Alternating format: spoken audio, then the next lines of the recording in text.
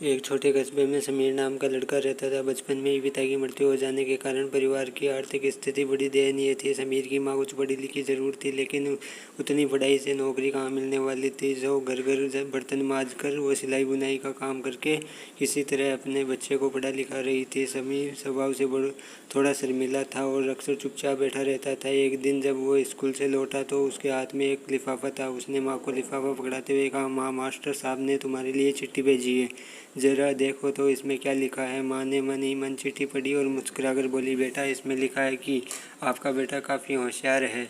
इस स्कूल के बाकी बच्चों की तुलना में इसका दिमाग बहुत तेज़ है और हमारे पास इसे पढ़ाने लायक शिक्षक नहीं है, इसीलिए कल से आप इसे किसी और स्कूल में भेजें। यह बात सुनकर समीर को स्कूल न जा सकने का दुख तो हुआ पर साथ ही उसका मन आत्मविश्वास से भर गया कि वो कुछ खास है। उसकी बुद्धि बहुत तीव्र है। माँ ने उसका दाखिला एक अन्य स्कूल में करा दिया।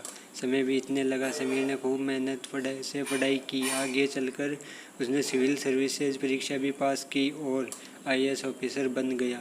समीर की माँ अब बूढ़ी हो चुकी थी और कई दिनों से बीमार भी चल रही थी और एक दिन अचानक उसकी मृत्यु हो गई। लग बिलग कर रो पड़ा।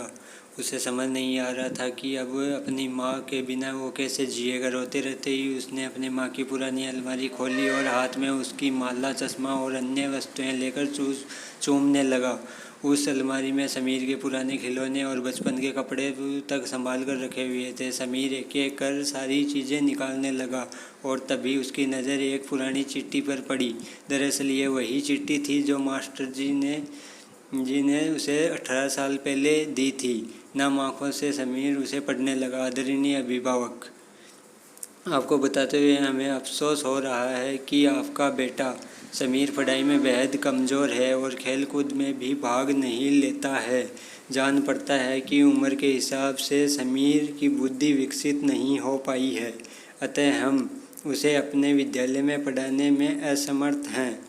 आपसे निवेदन है कि समीर का दाखिला किसी मंदबुद्धि विद्यालय में करवाएं अथवा खुद घर पर रख कर इसे पढ़ाएं। सादर। समीर जानता था कि भले अब उसकी माँ इस दुनिया में नहीं रही, पर वो जहाँ भी रहे उसकी ममता का आशीर्वाद सदा उस पर बना रहेगा।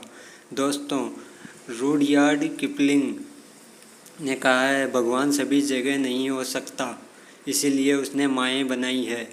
माँ से बढ़कर त्याग और तपस्या की मूर्त भला कौन हो सकता है। हम पढ़ लिख लें, बड़े होकर कुछ बन जाएं, इससे के लिए वो चुपचाप ना जाने कितनी कुर्बानियाँ देती है।